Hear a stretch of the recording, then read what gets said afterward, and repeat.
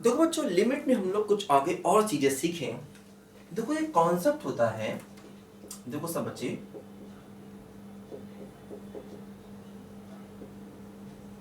देखो ये कॉन्सेप्ट है,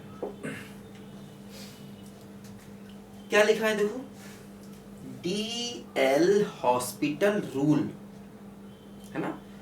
DL हॉस्पिटल रूल लिखा है, लेकिन पढ़ते हैं इसको डी लॉपिटल रूल, ध्यान देना, है ना। इसको पढ़ने का सही तरीका क्या है बोलो, डी लॉपिटल रूल। देखो ये रूल क्या कहता है, ये रूल कहता है जैसे मान लो अगर आप लिमिट निकालने का कोई क्वेश्चन कर रहे हैं, है ना। मान लो ऐसा क्वेश्चन है x tending to a fx upon gx, मतलब दो फंक्शन रेशियो फॉर्म में है, fx अपॉन gx फॉर्म में है, और जब आप इसमें लिमिट को रखते हो तो ये 0/0 बनते हैं या इन्फिनिटी बनते हैं।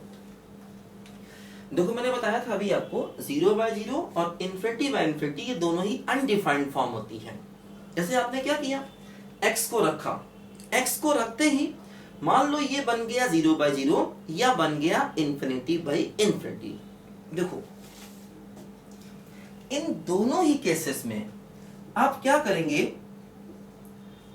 अगर ऐसा बने तो न्यूमरेटर को अलग कर देंगे डिफरेंशिएशन और डिनोमिनेटर को अलग कर देंगे डिफरेंशिएशन। ध्यान दो इन दोनों ही केसेस में न्यूमरेटर का अलग कर देंगे डिफरेंशिएशन और डिनोमिनेटर का अलग कर देंगे डिफरेंशिएशन। अगर फिर यही फॉर्म बनेगी तो फिर कर सकते हैं डिफरेंशिएशन।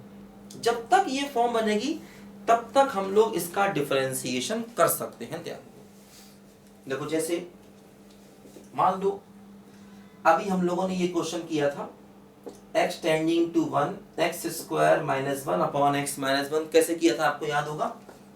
एक्चुअली 0/0 फॉर्म बन रही थी, तो हमने क्या किया था, देखो इसमें इसके फैक्टर किए थे x माइनस 1 और x plus 1 upon x minus 1। देखो ये कैंसिल हो गया था, तो ये हो गया था x tending to 1 x plus 1, answer 2 आ गया था। देखो ध्यान दो,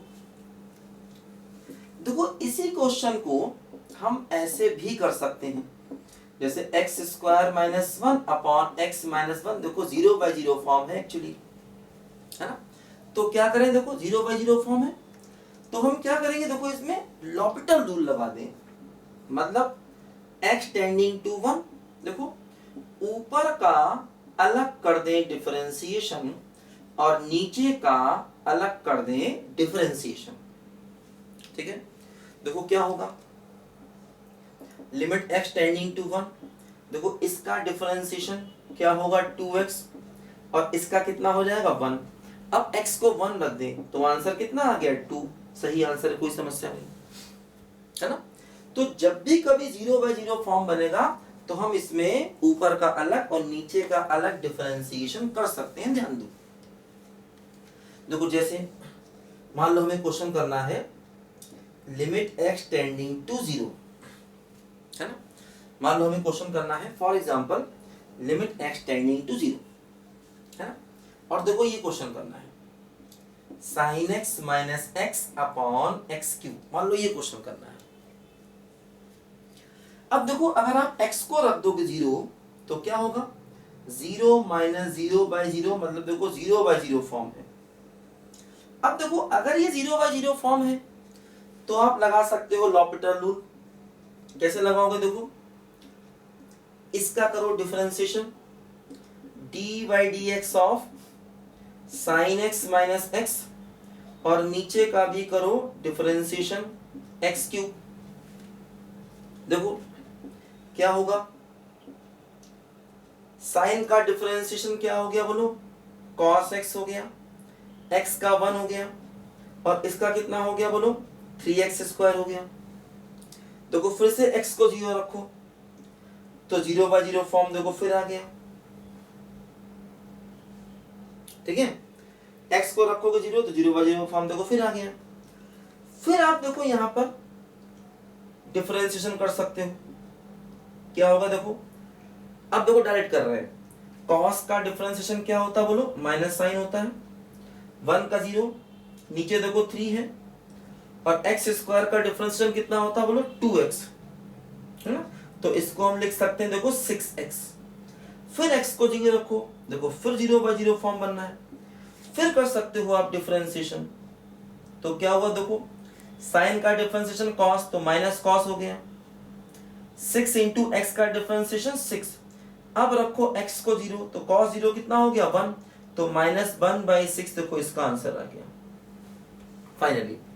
तो मतलब हम डिफरेंशिएशन कितनी बार भी कर सकते हैं, जब तक 0/0 फॉर्म बनेगा हम 0/0 फॉर्म बनता रहेगा, डिफरेंशिएशन करते रहेंगे। देखो जैसे 0/0 फॉर्म था, हमने क्या किया, ऊपर का अलग डिफरेंशिएशन, नीचे का अलग। साइन का डिफरेंशिएशन क्या हो गया, cos x का कितना हो गया 1, और नीचे x³ का डिफरेंशिएशन 3x²। x को फिर रखोगे 0, देखो cos 0 क्या होता है 1, है ना, तो 1 - 1 क्या हो गया, 0/0 फॉर्म देखो फिर बन गई। फिर कर सकते हैं डिफरेंशिएशन, देखो कैसे किया, cos का डिफरेंशिएशन क्या हो गया माइनस साइन, 1 का 0, नीचे 3 कांस्टेंट है, x² का 2x, तो क्या हो गया 6x, फिर रखोगे 0, तो फिर ऊपर साइन 0 0, नीचे 0, फिर 0/0 फॉर्म आ गई। फिर कर दिया डिफरेंशिएशन, साइन का कितना हो गया cos, और 6x का कितना हो गया 6। अब जब x को रखोगे 0, तो cos 0 हो गया 1, तो आंसर कितना बन गया बोलो, -1/6। तो जब तक ये हम 0/0 फॉर्म बनता रहेगा, तब तक डिफरेंशिएशन बार बार करते जा सकते हैं। लेकिन ध्यान देना, ये रूल 12th के बोर्ड एग्जाम में नहीं लगाना, है ना। 12th का बोर्ड एग्जाम जब आप देने जाओगे सीबीएसई बोर्ड में, तो सीबीएसई बोर्ड में देखो ये रूल अलाउ नहीं है। और अगर आपका कोई और बोर्ड है तो मालूम कर लो अपने सर लोगों से, या नेट पे देख लो कि क्या ये रूल अप्लीकेबल है कि नहीं। तो ये बात ध्यान देना, ये रूल हर जगह नहीं लगा सकते। जैसे जब आईआईटी भी सब्जेक्टिव एग्जाम लेता था, तो कई बार लिख देता था कि इस रूल से नहीं करना है सवाल को। जैसे सीबीएसई बोर्ड में ये रूल अलाउ नहीं है। बाकी कोई अगर आपका दूसरा बोर्ड है तो अपने सर लोगों से या नेट पे चेक कर लो, है ना, मालूम कर लो कि इस रूल को लगा सकते हैं या नहीं, है ना। ऐसे बिना सोचे समझे अपने बोर्ड एग्जाम में ये रूल नहीं लगाना, ध्यान देना। हाँ, ऑब्जेक्टिव सवालों में लगाओ, और ये रूल बड़ा फायदेमंद है क्योंकि बड़े बड़े सवाल इससे बहुत आसानी से निकल जाते हैं। ऑब्जेक्टिव क्वेश्चंस में इस रूल का बहुत यूज है, ध्यान दो। बड़े बड़े क्वेश्चन इससे आसानी से निकल जाते हैं, ध्यान दो। देखो जैसे मान लो ये सवाल अपने पास है, इसको हमने लॉपिटल रूल से किया और आंसर देखो निकल आया -1/6।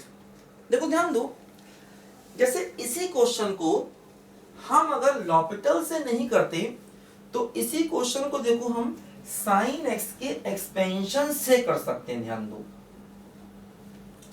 जैसे मान लो ये क्वेश्चन है, इसको अगर हम लॉपिटल से नहीं करते, देखो इसको हम एक्सपेंशन से कर सकते थे। देखो कैसे, जैसे ये क्वेश्चन है, limit x tending to 0 sin x - x/x³ है। देखो एक काम किया जाए, sin x का एक्सपेंशन लगा दिया जाए, है ना। देखो sin x का एक्सपेंशन क्या होता है, x - x³/3 factorial plus x की power 5/5 factorial and so on. देखो लास्ट में -x लिख दो, होल अपॉन x³ लिख दो। देखो x को x से कैंसिल कर दो। अब देखो न्यूमरेटर से x³ को कॉमन ले लो, तो क्या बचेगा, -1/3 factorial x²/5 factorial and so on divide by x³। देखो x³ से x³ को कैंसिल कर दो।